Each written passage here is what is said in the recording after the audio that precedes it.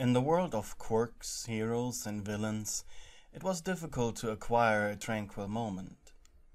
Seeing your boyfriend burned out as he was hurt your soul. Admittedly, you were unsure if your wish for peace and quiet was born out of genuine concern for him, or if you simply felt neglected.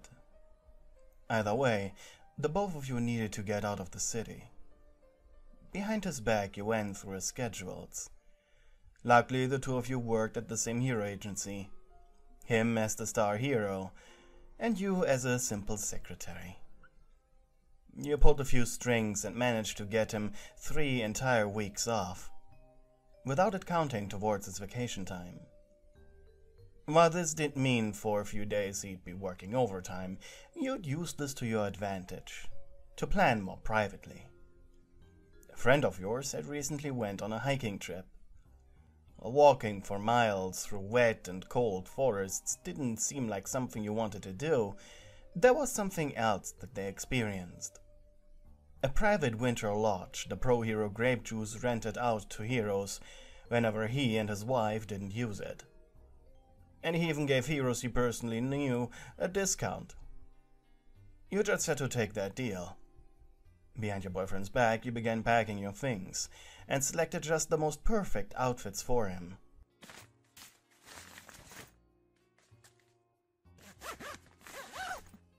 This place was reclusive, in the middle of a pine forest that had snow gently covering it every day around the year. With an anticipation-filled heart, you looked at pictures the hero had sent your way. It looked like a childhood dream of yours. But just when you were to put the pictures back into your wallet, your boyfriend barged in on you. He gave you a confused look, going first from you, then to the bags, and back to you. This was awkward. "Are you breaking up with me?" He said that in both confusion and a sudden, quickly rising anger. You quickly shook your head in response and chuckled softly. "No, it was supposed to be a surprise." You paused, realizing quickly that maybe you should tell him to prevent him from doing or saying anything stupid. "A good surprise," you quickly added. Now that the cat was out of the bag, you really found no other way around it, and told him all about your little devious plan, ending with him simply shrugging and agreeing to it. A few days later, you and your boyfriend Shoto were sitting in your car, driving to the lodge. Due to the length of the journey, you had started driving very early in the morning, and later, once you were too tired, you'd switch. By now he was at the wheel, bobbing his head slowly in the rhythm of the road. Your boyfriend was a bit of a boring fellow, so even if you didn't try to sleep on the back seat right now, usually the radio was off. Often you wondered why you loved him so much. But then he would do a random nice gesture, and immediately it was as if you had fallen in love with him all over again. Which made your relationship feel fresh after all those years. Maybe your personalities just synergized on that. Shoto had borrowed the off-road SUV from his dad, that he got from a sponsorship deal with the designers of the vehicle, an American company called Sky Union, to spread the word of their brand in Japan. It took the man all his determination to not just drive off the road and test how off-road the car really was. But Shoto knew that if he were to drive the car into a ditch, he'd never hear the end of it from both you and his father Endeavor. The man's mind wandered, before finally deciding to maybe give the radio a shot after all.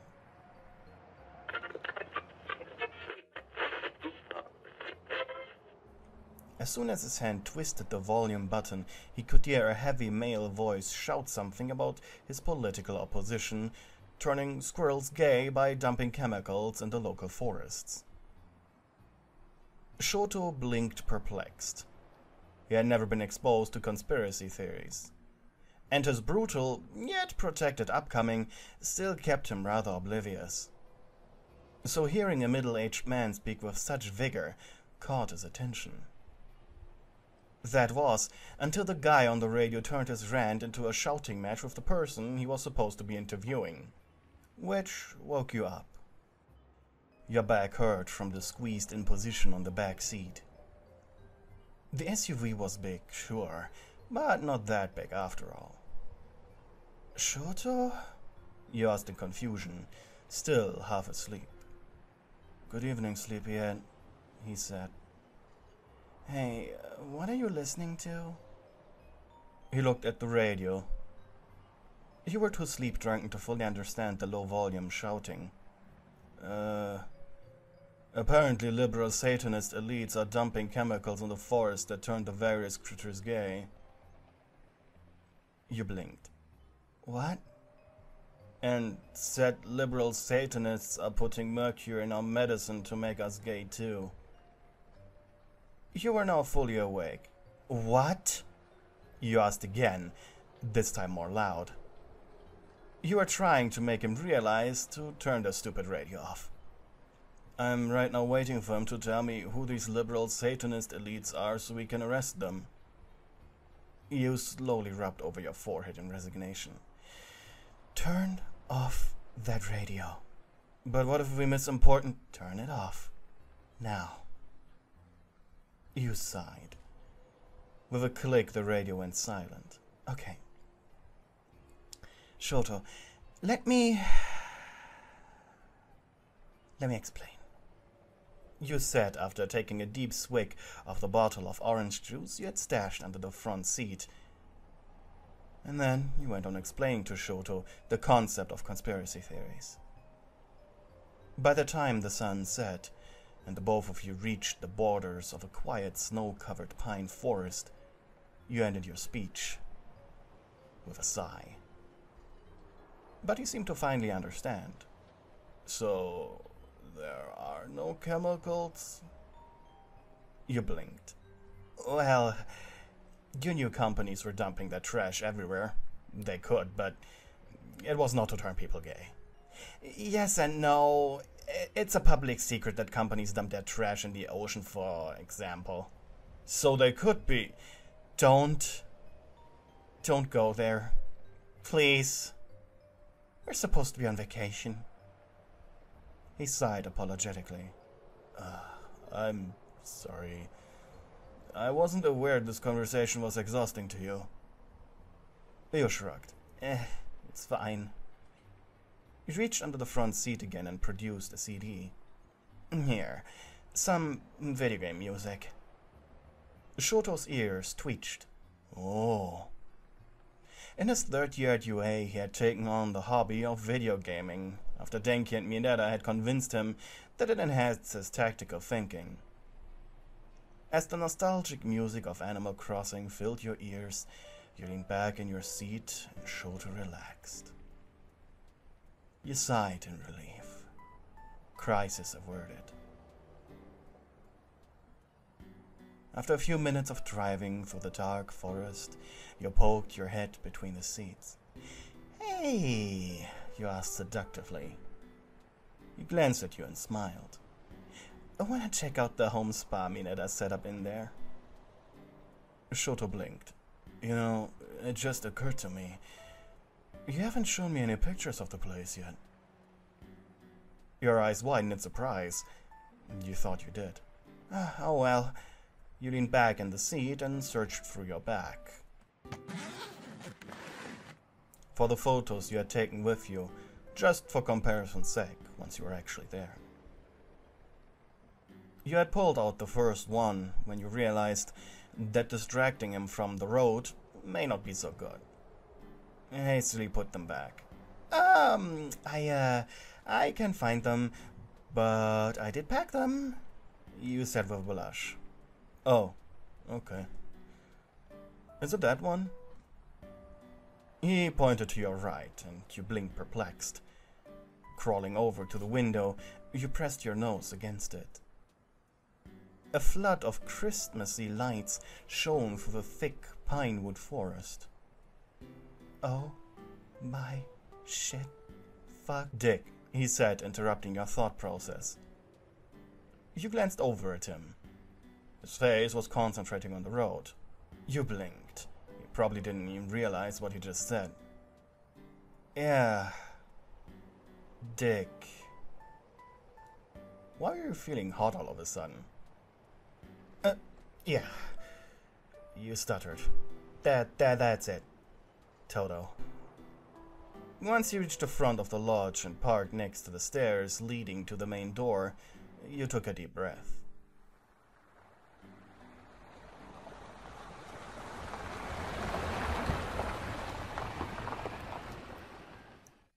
The air was ice cold yet refreshing. While Todoroki was taking out the various bags from the trunk, you gazed up at the building.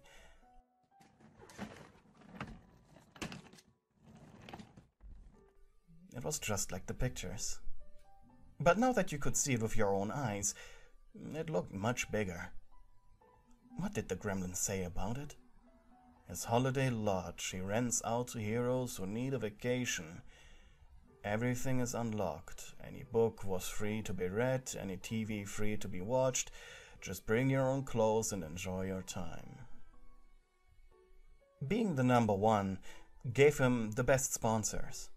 And unlike All Might and Endeavor before him, he really forced every sponsor he could get. And he loved to show it off.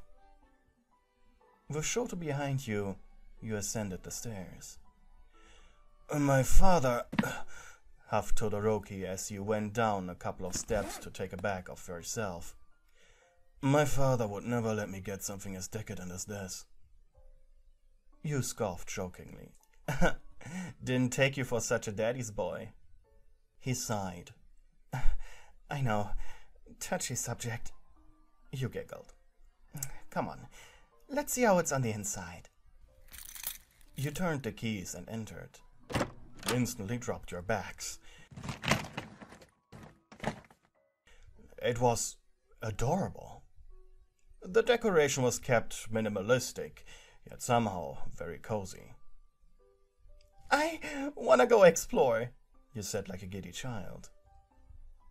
Todoroki shrugged but seemed happy. Well then, let's split up. You nodded eagerly and ran deeper into the wonderful lodge. The rooms were kept in a cozy, minimalist style similar to the entrance. A lot of warm browns and beiges. In the kitchen you found a letter with Minetta's handwriting. It simply asked to water the various decorative plants in the house once a week, and that the fridge was stocked with fresh food, as requested. With a smile you put the note down and opened the door of the cold storage. The freezer, half of the thing, was filled with frozen pizzas, while in the non-frozen section light fresh vegetables and packs of meat, and some milk cartons. You scratched your chin. Shoto wasn't a picky eater, but you were. You ate a lot, and this would just barely be enough for 2 out of the 3 weeks you'd stay. Luckily you had passed the village at the edge of the forest that had a surprisingly modern-looking supermarket, so it could be worse. You reached for a bottle of wine that stood in the fridge's door, and turned around and opened a few cupboards to find the glasses. When you found them, you took out 2 and held them in your other hand, and continued exploring. You found Todoroki lying in the living room, on a very fluffy-looking carpet. Are you okay? He asked with concern. Yeah, just thought this carpet looked comfortable. You blinked perplexed. Is it? He raised his head to look at you. Not as comfortable as you or a bed, but... His head returned to the ground. Soft enough to not cause any back pain, should one decide to sleep on it. He was quiet for a moment while you approached one of the big sofas that were scattered in the room, and sat down with your legs crossed. I saw the spa, he said. It's in the basement. Has a pool, a sauna, very expensive looking shower, And a massage table. You smiled and filled one of your glasses with wine. Sounds like heaven. His head rolled to the side to look at you. He smiled awkwardly. You look like a queen like that. Did you know? You giggled. No, Toto, I didn't, you said softly. You placed the half-empty glass on a side table next to the sofa and got down on all fours, crawling up to him, your face appearing from his right. Hey. Hey, he said. Want me to join you? You said in a gentle tone. Yeah, he said. I'd like that. With a soft thud, you lied down next to him. He wasn't lying. This really was comfy. Your eyes still hurt from the lack of sleep, so it was difficult to not immediately fall asleep. Suddenly his hand brushed against yours. You smiled and took it, rubbing your thumb over the back of his. Todoroki's skin was soft, which was very uncharacteristic for a hero. He really took great care of himself. One of the many things that attracted you to him. I don't have a ring yet, he said quietly, but I want to marry you one day. You exhaled, amused. You are such a Chi-Chi. I love you too, Toto.